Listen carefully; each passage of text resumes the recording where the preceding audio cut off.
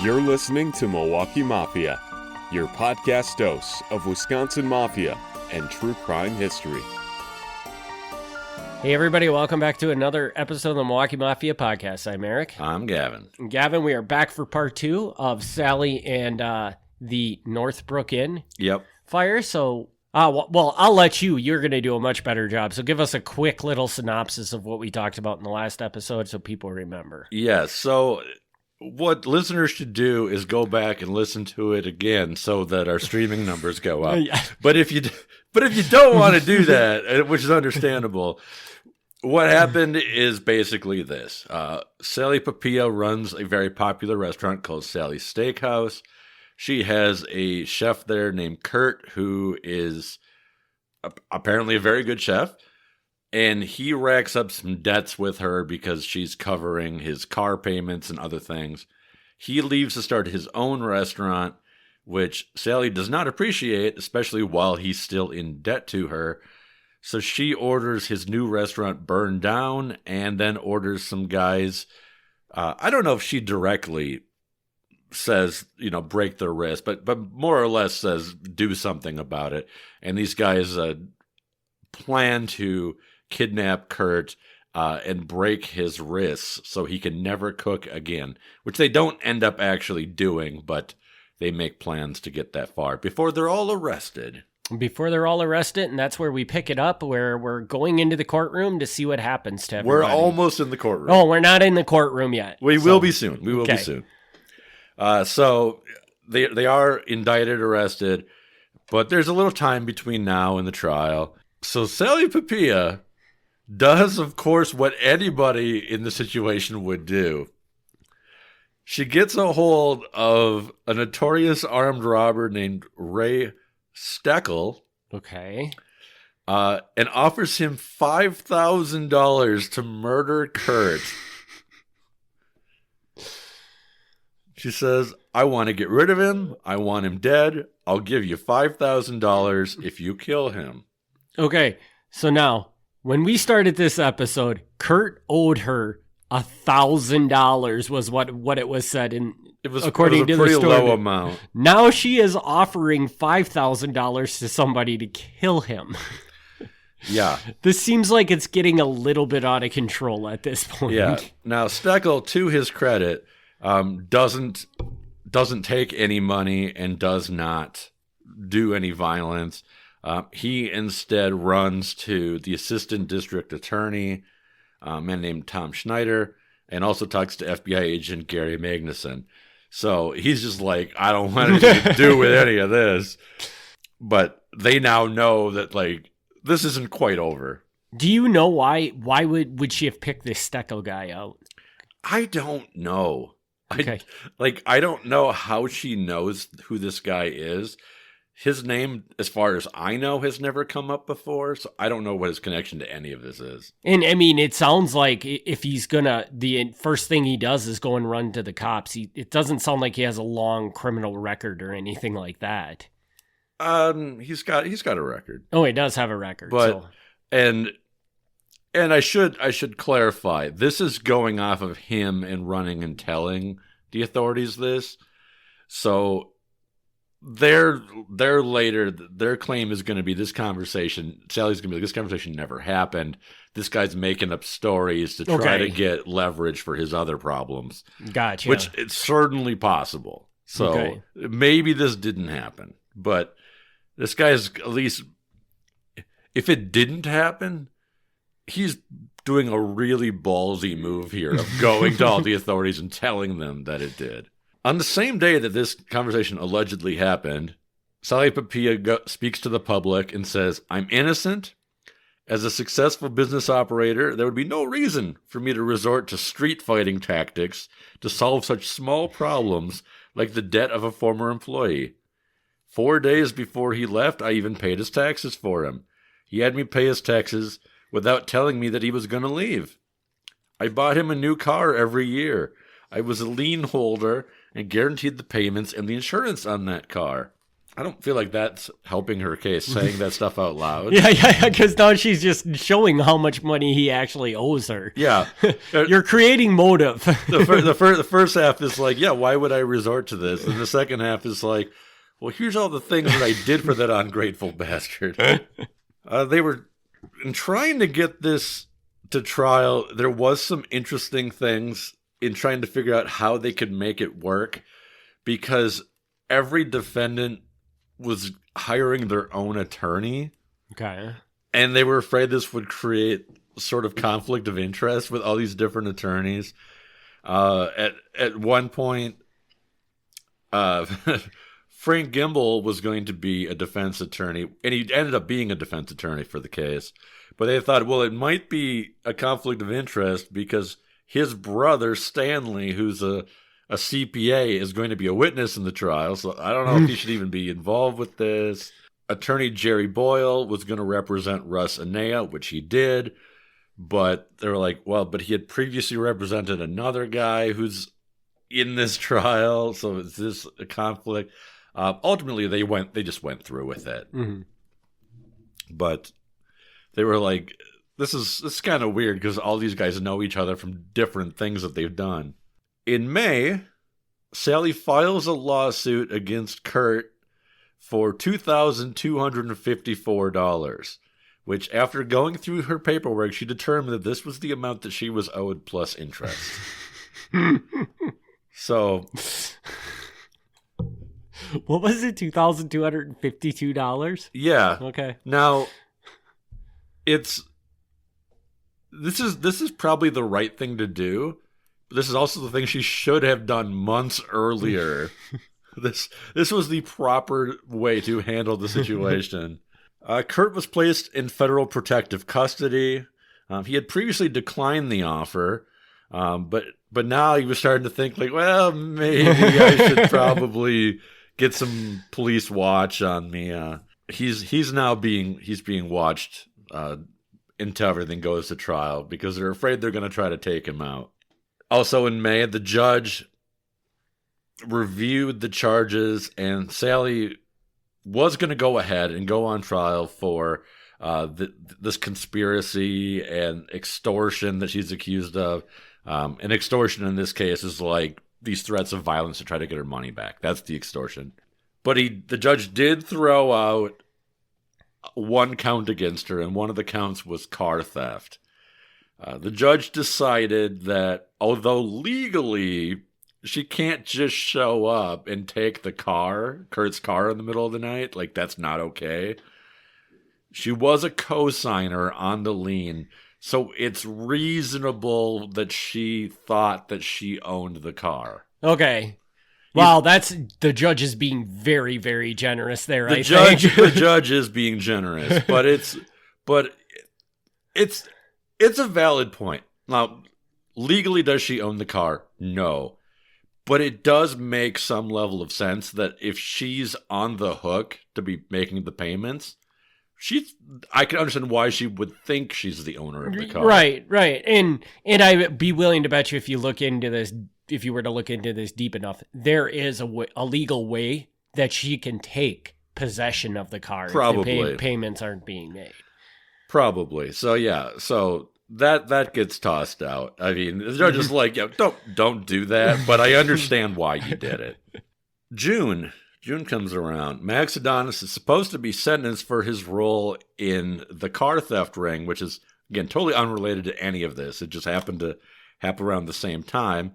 His attorney makes an interesting argument that you should not sentence Max at this time because if you sentence him to prison, that will hurt his ability to defend himself in this new case that you've got him on with the conspiracy and extortion. The prosecutor says, well, that doesn't make any sense. He says, quote, "We're dealing with a person who's already done time in the big house. The man continued to get himself in hot water. It is the right of the community to have this man sentenced now." He said, this doesn't make any sense. This would give criminals an incentive to just keep committing new crimes. He goes, if every time it was time for sentencing, we couldn't sentence them because they had to prepare for their next trial. Nobody would ever get sentenced. The judge in this case said, well, I see absolute intelligent rationale for each position here. I'm going to give him the benefit of consideration, and I'm going to try to be fair as far as the state is concerned. So he compromised, and he kicked the sentencing date back another 5 months. Okay. So he's like, I'm not going to sentence him. But in 5 months, regardless of where his other trial is at, he's getting sentenced. Okay. He's like, so 5 months isn't enough time to prepare for that trial. Too bad. So, in this case, I have to agree with the prosecutor. Like, that's an absolutely bizarre thing to be like, I can't be sentenced because I have to prepare for the next case I'm going. Like, yeah, you could just keep being like, oh, no, I broke another law. I guess I can't go to jail. Like, that's so bizarre. And you probably should have thought about that before you started breaking laws. It's almost time for trial, and then October comes around, and Herbert Holland, who was one of the defendants, changed his plea to guilty and decided he was going to be a witness against the other people in the North Brook case. He told the judge, he goes, I was hired by a couple of people to break a man's wrists. He says the reason was he quit one place as a chef, and he had a loan that he needed to pay. He goes, that was my whole part in this. He goes, I was mostly along for the ride. I didn't do any actual violence. And the judge is very receptive to this. And again, Herbert Holland, I don't know why he was like even involved in it. I don't know why he was involved in this. Herbert Holland, to refresh people from the last episode, runs a massage parlor. Yep. He's involved in some things. Mm-hmm. And again, I'm not going to say what those things are, but it's a massage parlor. I think you can guess what they are. But he's not a violent guy. Mm. So why he was involved in any of these conversations, I don't know. And he's clearly not deep into the mob world, because if he was, he's absolutely not going to change his plea to guilty and testify against these guys. So even just doing that, I think, shows how not involved with this he was. Mm-hmm. His sentencing will depend on how all this comes out, but he can expect that he's going to get a lot less now. Jury selection started on November 18th.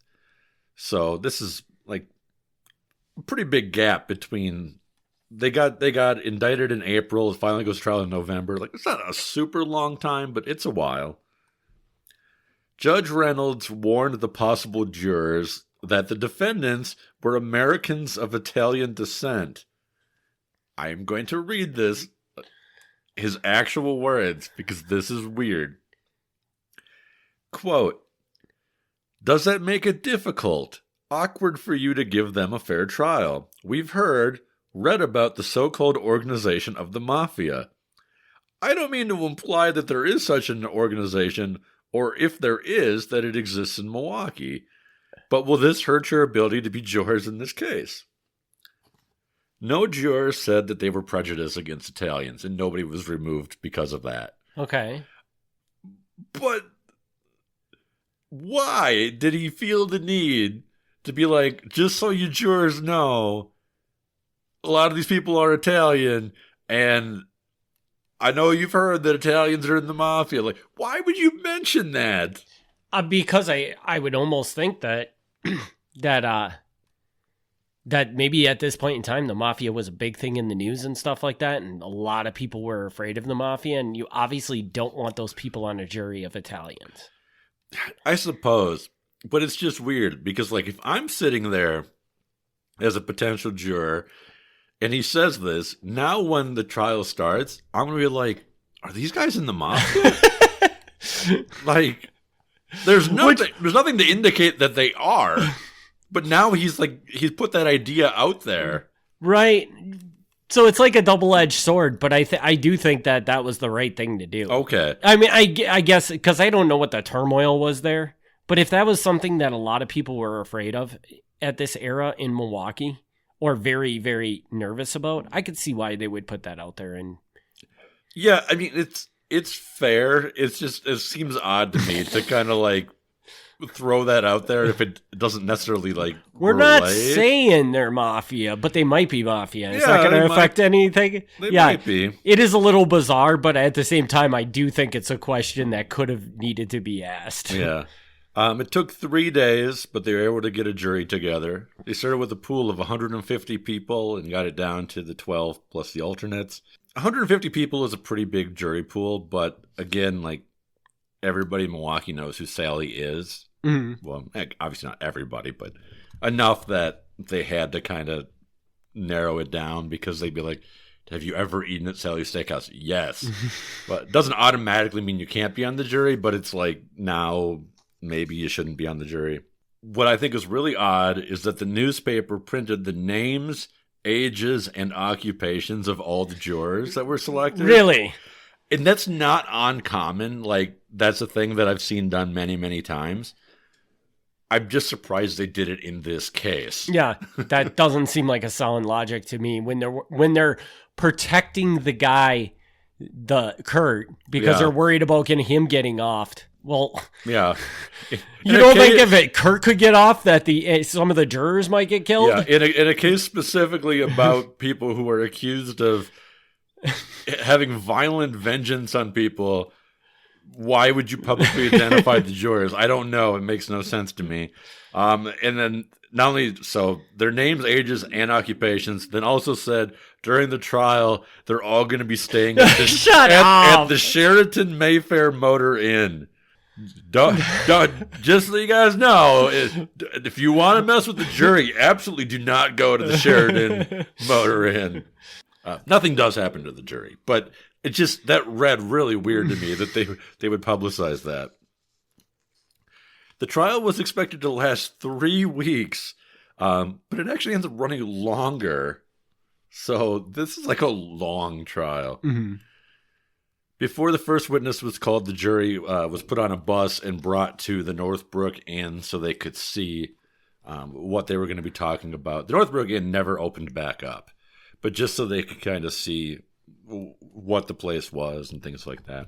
The opening statement from the prosecutor said that the case would take jurors, quote, into a foreign and unreal world where violence is planned as you and I might plan to go to a basketball game. The case is a saga of threats and intimidation. Fire did not quench the thirst for revenge. I mean, it's very, very, like, poetic and stuff, but it's not untrue. It's not untrue. It's not untrue. Defense attorney Frank Gimble in his opening statement says, I denounce those opening statements as being fiction, and the prosecutor would do better to put her talents to writing a novel. I hope you, the jury, do not decide this case like some paperback novel. Interesting to point out here. So our defense attorneys are Frank Gimble, Jerry Boyle, and Joe Balistreri. Those are our defense attorneys here. The interesting thing about this is Frank Gimble, who's now a defense attorney, used to be a federal prosecutor. And when he was a federal prosecutor, he was the guy who prosecuted Frank Balistreri for tax evasion.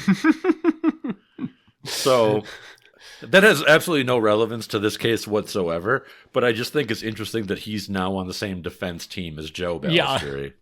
You would think that would create a little bit of turbulence, but apparently not. Huh? Yeah, I'd be like, you're the guy who sent my dad to prison. But, maybe they're just like, yeah, you did your job. I don't know. The first witness was Richard Schmitt, who was one of the co-owners of Northbrook Inn. He testified about being visited by the defendants. He said that he was frightened when they visited because they were upset that he had stolen their chef. He claimed that Sally said to him, you could come out here some morning, this place could be burned down. Allegedly, I would normally say this sounds like not true, but this is allegedly something Sally said, so it could very well be true. Quote, you're not Italian. You're not one of us, so maybe you don't understand. But to be successful in business, you've got to show some respect. That sounds like such a caricature of something you would say, but I could actually see Sally saying that. Yes. Being like, oh, a Midzich and Schmitz. You guys don't know. Yeah. You don't know what it's like to steal a chef from the Italians. Oh. So, which that again then plays into the judge's opening statement, or not even the opening statements, but during the jury selection, where he's like, yeah, just so you know, it's all going to be Italians on trial here. If they didn't already think, oh, this is mob stuff, like, this kind of sounds like it, right? Kurt testified that after the fire, he met with Sally Papilla, and during a conversation, she lit a match and said, I told you this would happen. He talked about running into Jimmy Gennaro, Russ Anea at the town room east, and Anea said, again, we said this last time, but by fate last week, you were saved. You're going to see your own blood. Your wrists were going to be broken. Amidzich said that after Sally Papilla took his car, he called Wisconsin State Agent Herb Crush, who was like the head of the Department of Criminal Investigation in Wisconsin, and asked him to intervene. He knew that Herb Crush was a regular visitor at Sally's Steakhouse. We've talked about him in the past. Okay. He would regularly have lunch there and wrote the detailed notes of their conversations, which, again, I don't think Sally knew he was doing it, but I have like a banker's box full of notes that are not all from Sally, but a lot of it is. Mm-hmm. Crush told Kurt, hold on, I'll get Sally to return the car in the next 8 hours, which he did. So, smart move there. Being like, yeah, we know the head of the state police. We'll just ask him to get the car back. Kurt was still on the stand for another day, and he was grilled over his finances. He admitted that he was bad with money and could not handle his own finances. He said he didn't think that he owed Sally any money yet, but when he was showed records, it proved that he did, in fact, still owe her money. Bank paperwork showed what he still owed on the loan for the Cadillac. It showed what she had paid on his income taxes that he now would have to repay her for paying the taxes. They brought out a bar tab that he had never paid, that Sally paid for him. So he's like, I guess I do still owe her money. He's like, I wonder how I was going to the bars and drinking for free every night. And then even the government, like the government prosecutor, who's supposed to be on his side for this trial, even the government prosecutor kind of gives him some crap because they're like, you've been under like our protection for the last like couple months, and on one night you spent $70 on a single meal. And now if I spend $70 on a meal, that's a pretty massive meal for me. This is the 1970s. Yes. So I don't know what he was doing, but apparently, like, when the state is protecting him, he's running up bills for them now. So, guy clearly has no idea the value of things if he's running up $70 meals. In the middle of the trial, attorney Joe Belstreet tried to get the trial split. He goes, some of the defendants are going to be arguing one thing, and some of them are going to be arguing something else. And he goes, basically what's going to happen is you're going to have the defendants convicting the other defendants because they're not going to agree with each other. His primary argument is about whether or not there's still a debt owed here. Mm-hmm. And I think this is a weird thing for him to like focus on. But his point is, if somebody argues that there is no debt owed, then they can argue that there's no extortion. They could be like, I'm not guilty of extortion because I wasn't trying to get any money out of him. Okay. So some of the defendants could argue that. They're like, why would I break his wrists or start the fire? Like, he didn't owe me any money, and I didn't ask him for any money. But some of the other defendants could say, well, he did owe money. And if they argue that he did owe money, they could say it wasn't extortion because the debt was actually owed.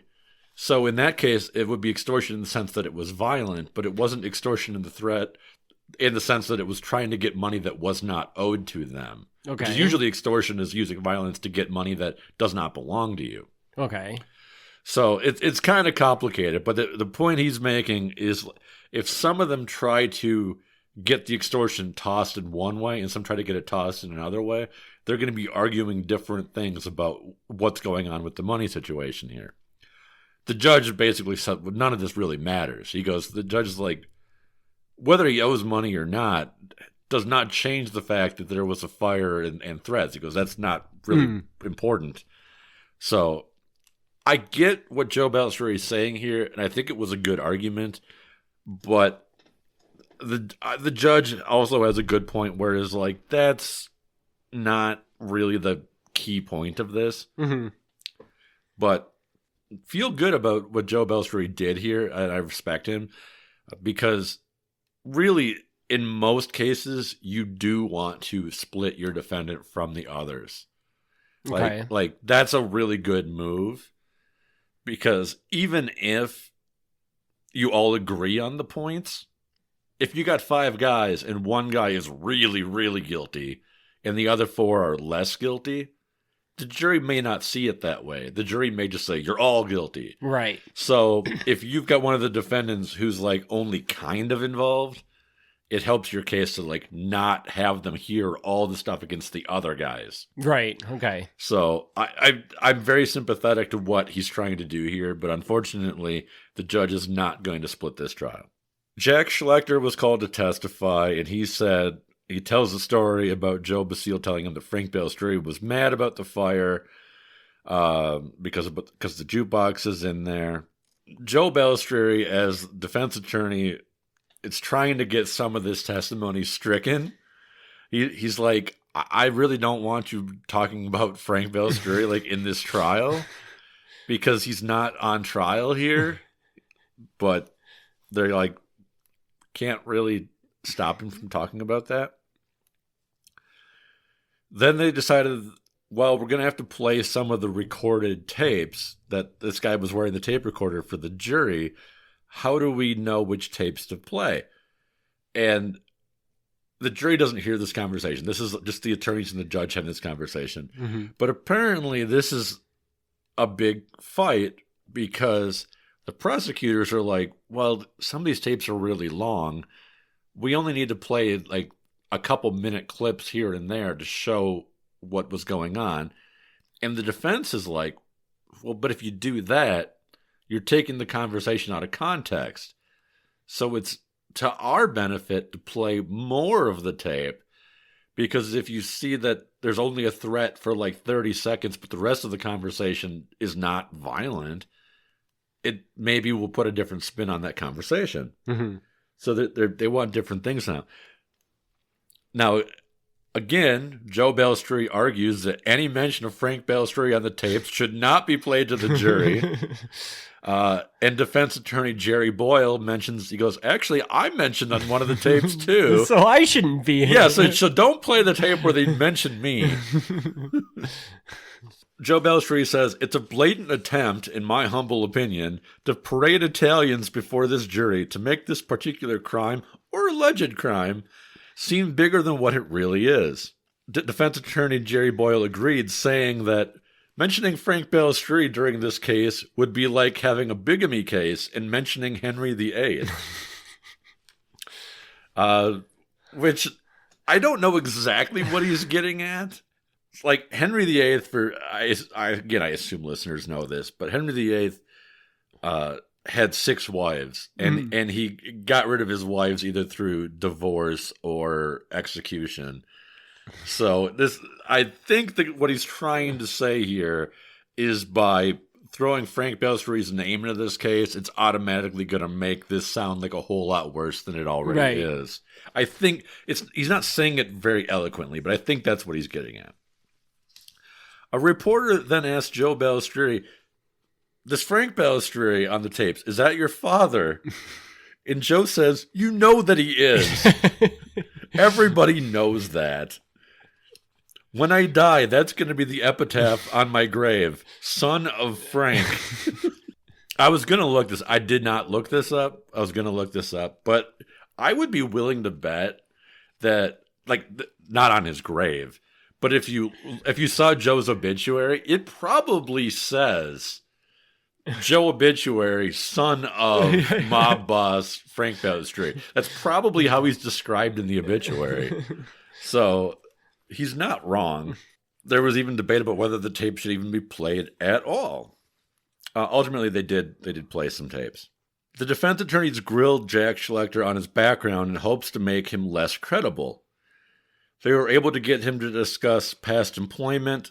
He had previously worked as a landscaper, and while working as a landscaper, his employer asked him to collect a debt from a man named Howard Bloom. Now, apparently, his employer just was like, hey, can you go see this guy about paying his bill?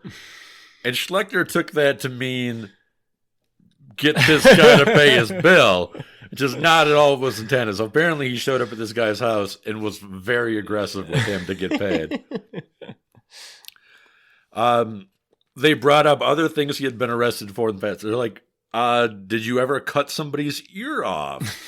And he's like, no, that never happened. And they're like, well, we got a police report that says it did. Did you ever shoot a guy in the groin? And he's like, no, that never happened. He's like, well, we got a police report that says that you did. Schlechter did admit, though, that he had previously stolen a boat and a trailer. That part he would admit to. Okay. I don't know who the guy he allegedly shot in the groin is, but that's probably an interesting story. Schlechter's wife was called to testify, and she said that she had called the police and reported the arson on January 6th, 1 week after it occurred. She knew her husband was a criminal and didn't like that he was a criminal, but had just kind of accepted it. She didn't know at the time, but later found out that he had even committed a burglary on their wedding day in 1973. Somehow he found the time in the middle of their wedding day to commit a burglary. The reason that she decided to turn him into the police was that a couple days after the fire, he had mentioned to her two sons, so they're not his sons or his stepsons, he had mentioned to them that, hey, that fire you heard about, that was me, I did that. And they were like, no, you're not cool enough to start that fire. And he's like, don't believe me? I'll drive you out there and I'll show you the fire. And Phyllis, his wife, is like, no, don't do that. And she's like, that was the point where I was like, I gotta tell the police, because if he wants to drive me out there while he's committing the fire, fine. But don't get my kids involved. She also testified that he had talked to her about the plan to break Kurt's wrists. And apparently she made the comment to him, well, that's not very nice, but at least his wrist will heal. And then Jack allegedly said to her, well, not in the way that I'm going to do it. The bones of his wrist will be reduced to dust. Phyllis said that this comment made her sick to her stomach. So I don't know at this point what their situation is, if they're separated or going through a divorce, or if they're still together at this point. I don't know exactly, because now they're both working for the police. So maybe they've reconciled. I don't know, but it is kind of funny that she's basically like testifying about how her husband is this terrible person. I think it's also funny that her husband is a professional criminal, and he's telling his wife about all the terrible things he's doing. That seems like a terrible idea. He's an absolute idiot. No. Well put, Gavin. No. So it's you said it spot on. When I write my notes, and people will see this if they go on the website. In my notes, I make my personal comments in parentheses. And in parentheses, I wrote, Jack Schlechter is clearly no master criminal if he's bragging to his stepkids. Yes. And to amplify it, bragging to the stepkids about a fire you lit. Yeah. I mean, really? First of all, if you commit a crime, which don't commit crimes, don't do that. But if you are going to commit a crime, you're better off telling as few people as possible that you did it. And then I don't know exactly how old these kids are. I don't think they're that old because Jack's only 30. So these kids can't be that old. But I'm like, why would you tell them that you started this fire? They're going to go to school. Yes. And they're going to tell like everybody, you're like, hey, my stepdad started this restaurant on fire. Like, why would you tell them that? Yes. So really dumb. The final prosecution witness was Herbert Holland, the massage parlor guy. He didn't really add anything that wasn't already said, but he just kind of verified the conversations that he was involved with. Switching to the defense, Joe Basile took the stand on his own behalf. He denied involvement in everything. He said, I had nothing to do with the fire. I had nothing to do with the threats against Kurt. He goes, okay, so you got me on tape talking about Frank Balistrieri and how Frank was mad about the fire and all this and that. And he goes, well, here's the thing. That never happened. He goes, I made up that story because I was terrified of Jack Schlechter. And he goes, so I brought up Frank's name because I wanted to have some leverage over being afraid of Schlechter. And I wanted him to think that if Frank was upset about it, maybe he should be careful. So that's his argument. He said that Schlechter was, quote, crazy and was bragging about setting the fire. On one occasion, he not only talked about setting the fire to Basile, who would have known about it, but also in the presence of one of Basile's friends, a man named Frank Saladino, who has no reason to know about any of this. So he's like, I think Schlecter's just nuts. He's like, so that the thing you got me on tape about going to Frank and Frank pointing the gun at me and all this, he goes, none of that ever happened. He goes, I just brought this up to try to scare Schlechter off because this guy's nuts. So now I don't know now. This puts me in a position where I don't doubt for a second that Basile was involved with the threats in the fire. Mm-hmm. I think him denying that is nonsense. But the Frank Balistrieri part, I don't know. Mm-hmm. Because we don't really have any firsthand accounts of this other than this conversation. So it's weird that he made up the story and it coincidentally got caught on tape, but it's possible. Like his reason for it actually does make some sense. Yeah, I think that there is the possibility that really happened because, like, when we were talking about this in the last episode, we talked about, like, Frank talking to a guy and sticking a gun in his face doesn't sound like Frank. Yeah, it sounds a little weird.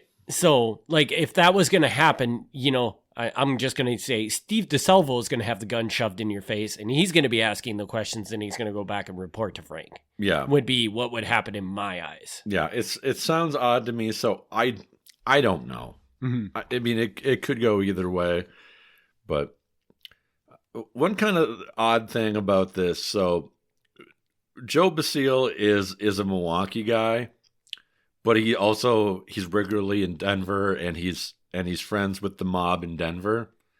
He runs a restaurant in Denver called the Sheridan Dinner House. I don't know why he's going back between Milwaukee and Denver. He's probably a really fascinating character. I don't know a whole lot about him. Mm-hmm. The other interesting thing here is the guy that they were talking to, Frank Saladino here. He's identified as being 30 years old. And I don't know if this is the same guy, because that's all I have is a name and an age. But there is a mob guy named Frank Saladino who would be the same age, who was a mob guy in Rockford, Illinois. Okay. So I don't know that that's him, but it would be interesting if he wasn't involved in any of the threats of the fire, but it'd be interesting if he was also just hanging around all these guys at the same time too. So we got Milwaukee guys, a Denver guy, a Rockford guy, like all these guys, like loosely connected to this whole mess. It is the only reason why you think it might not be the Rockford St. Frank Saladino is just because why would Frank Saladino be there? Is that more or less not in Rockford? Yeah, I mean it's hard to tell. So. I don't know, Eric, I know we haven't been doing these podcasts very long. So you might not know this, but Frank is a really common name for Italian guys. So it is entirely possible that Milwaukee just had its own Frank Saladino or something like that. That's what it's like. I suspect it probably is the same guy, but it's hard to tell because if there's one Frank Saladino, he's also going to have 3 cousins named Frank Saladino. Yeah. So it's I can't say for sure. It'd be an interesting thing if it was. Rosanea takes the stand in his own defense as well, which I've said this many times on this podcast and our other podcasts. Like, generally not advised, take the stand in your own defense, but these guys are doing it. Takes stand in his own defense to deny that he asked for Kurt to be hurt. He said, well, yeah, it's true I didn't like Kurt, but he was there and he was a good cook, so I tolerated him. Schlechter came to me and said, I understand that you don't like Kurt. Do you want me to take care of him for you? And I said, no, mind your own business. When asked why he didn't like Kurt, Inea said, well, he was arrogant and thought he was the reason for the success of Sally's Steakhouse. He was continually in trouble with his finances. Working with him was like working with a little baby. So here, he's twisting this around, and his defense is not, Sally told me to take care of this, so I got Schlechter to take care of this. His story is, everybody knows that me and Kurt didn't get along, so Schlechter just came up to me and says, I hear you don't like him, you want me to do something about it? I said no, but he did it anyway. I don't know how good that defense is. It's not true, but maybe it was convincing. I don't know. At this point, now the trial is almost over, but at this point is when the charges against Jimmy Gennaro finally get dropped. Okay. It took all the way up to the defense part where the judge is like, yeah, I don't even know why Jimmy's still here. So they let him go. He'll come back on our next episode because he's involved in the prostitution stuff we're going to talk about. So Jimmy's not free and clear here, but he's not involved in the fire and the threats. So why, like, this trial at this point has been going on almost a whole month, and he's had to go to court and sit with the defense this whole time. And it sounds like they haven't even talked to him at all, or like, no, like I don't really get like why he wasn't like dismissed sooner, because he would have had to, like, maybe he didn't have to show up in court, but I feel like generally you do when you're the guy on trial. And yeah, then just one day they're like, yeah, this clearly isn't going anywhere, you can go. Like, sucks to be that guy. I mean, he's probably happy because he gets to go, but at the same time, it's like, really? The last month I've been sitting... It's a huge inconvenience. Yeah. And he's probably been paying attorney fees and everything else. Like, that's no good. Closing arguments were brought against them on December 17th. So this has been like a full month of a trial here. The jurors who were staying at the hotel, like, they weren't even allowed to go home for Thanksgiving. Wow. They had to stay in that hotel for a month. Defense attorney Joseph Balestrieri in his closing argument said, quote, I don't know how you can convict them based on the testimony of the gypsies, tramps, vagabonds, and thieves that the government has presented in this case. Wow. Which, I mean, it's true. It's true. When your primary witnesses are Jack Schlechter, who admittedly is a career criminal, And Herbert Holland, who is not like a major criminal, but he's still like, he's a prostitution guy. Mm-hmm. He's a pimp with a storefront. Yeah, when your primary like people who are testifying for the prosecution have really no credibility whatsoever, it's a fair point. Yes. The jurors started deliberating at 5:10 p.m. They were out all the next day, and then finally came back on December 19th. So December 17th evening they were out, all December 18th they were out, and then December 19th they finally came back with their verdict. As we like to do on this podcast, how do you think that one played out for them? I think it's going to go not guilty. You're going to go not guilty. I must be wrong. I don't know. Is that what you're going? Yeah, I think that's what I'm going to go with. They were found guilty. It's never fun when I get it wrong. Yeah. But statistically, it's technically mafia adjacent, and historically, when it's mafia adjacent, you just go with not guilty because they usually are not found guilty. That's fair.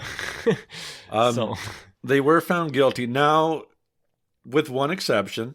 So Sally Papilla was found guilty of there's a conspiracy charge and there's an extortion charge. She was found guilty of the conspiracy charge. She was not found guilty of the extortion charge.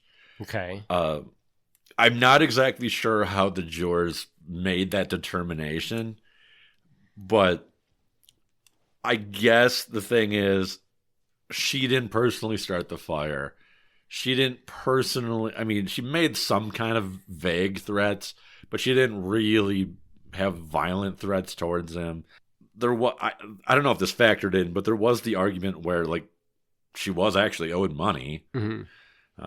But they still ended up convicting her on the conspiracy anyway, because assuming that the story is what I'm pretty sure it is, even though she didn't personally do anything, she still kind of knew what was going on. She knew what was going on, and she was the orchestrator of everything, pretty much. None of this happens if it isn't for her, right? Yeah. So how long does she get? Or are you coming up to that? We'll get there. Okay. We'll get there. The trial ends in December. The way this works is, even though they're found guilty, sentencing won't happen for a couple months. Like, it's such a weird way to do things and not just sentence right away, but that's how it works. In between then, the U.S. attorney writes a letter to the FBI director, the real FBI director, the one in Washington, D.C., and praised the Milwaukee office's work in the Sally Papilla case. U.S. attorney said that the agents in charge of the investigation were great. Quote, "I can say without hesitation, their performance exhibited the highest degree of professional competence and personal dedication. The agents involved followed every possible investigative lead and did the overwhelming amount of investigative legwork necessary. The agents provided the personal advice which the prosecution sorely needed." That's really nice. Like, this is not uncommon for after the fact, like, prosecutors and other people to, like, write letters to each other saying, "Thank you for your involvement in this and you did great work." This one really was nice. This was a very nice letter. Joe Anea, not Russ Anea of this case. Joe Anea. Which is little brother. Which is older brother, right? I think it's his older brother. Yeah. Who is primarily known as a bartender at Frank Balestrie's establishments, dies of a stroke at his brother Russell's house on March 18th, 1976. He was only 44 years old, which means I outlived Joe Anea. So, all right. Frank Balestrie provided a large floral arrangement for the funeral and attended along with his sons. A rumor started that Joe Anea was hit on the head the night of his death while leaving a bar at the corner of Brady and Arlington, but the autopsy found no evidence of foul play. Apparently, if you're mob connected, you can't just have a stroke. People are immediately going to think something else had to have happened. Which, 44 is pretty young. Yeah. So, reasonable. But They did the work, and they looked into it, and they're like, no, just medical. Max Adonis was sentenced by Judge Reynolds to 15 years in prison. He was allowed to serve this concurrently with his 8-year sentence that he had for the car theft ring. Okay. So basically, the car theft sentence doesn't even matter now because it's just going to happen at the same time. I will tell you, he does not serve 15 years. Of course he doesn't. He's out in 5, right? I don't know exactly how long he's out, but I definitely know he's out within 10, if not less. Okay. So that 15 years is not happening. Even though Max Adonis by this point has a very lengthy record. He's been in prison multiple times. So this isn't like, oh, he made a mistake. This is like, they know, they know that if he gets out, he's just going to do stuff again. The other people involved got lighter sentences because, you know, they got more like a year or two. They got out smaller sentences because Max probably would have got a light sentence if he didn't have that long record, because this is just kind of piling it on. Sally Papilla was given 1 year of probation. Okay. That seems really, really loose for basically ordering somebody to burn down a building. But yeah. So she's given 1 year probation. So Sally, not really in trouble at all. I mean, as long as she can keep herself out of trouble during the probation. I wonder if you're foreshadowing something right there. Not intentionally, but Sally will get in trouble again. Okay. We'll say that much. A few years later, 1981, a reporter caught up with Kurt Midzich. Just wanted to see how he was doing. He was still kind of famous, not just as a chef, but for being the victim of the Sally Papilla case. It made him an even bigger name. At this point, he was operating a restaurant called Schleelin's? Oh, I'm sure I butchered that one. I think you did too. Schlehlin. Schleelin's? Yeah, I have no idea. Okay. According to the owner of that restaurant, Kurt was there only briefly. was not a very reliable chef, and now has nothing to do with the place at all. The reporter did a check and found that Kurt had been bouncing from restaurant to restaurant since leaving Sally's, not really staying at one place very long, and had a tendency that when he was attached to a place, he had a failure to pay rent or take up the proper licenses to run the places. So Kurt is a little baby. Yeah, he never really grew up, did he? No. I mean, that's mean. That's mean. I shouldn't give him too much crap because he's the victim of this case. But it's definitely, if you look, this is not really relevant to this, but if you look, every time Kurt comes up in the newspaper, which is not often, but every time he comes up, like, he's working at a different place. Mm-hmm. Even during this trial, he's jumped around to like 3 different restaurants. So, did he have a long run with Sally? Years. Okay. I don't know exactly how long, but years. See, and that's like, that just tells me that, I mean, Kurt, you made the dumbest mistake. You should have just stayed with Sally. Yeah. You should have never struck out on your own because I mean, you had a pretty good deal at that point in time because, I mean, let's face it, from what we learned from this story, she was taking care of him, you know, and all of his inabilities in life, the things he couldn't handle, she was managing them for. Yeah. I mean, I don't know Kurt personally. He's passed. He's not with us anymore. But like, I don't know him personally. But based on basically everything that everybody says, it's a pretty consistent story. Very good chef.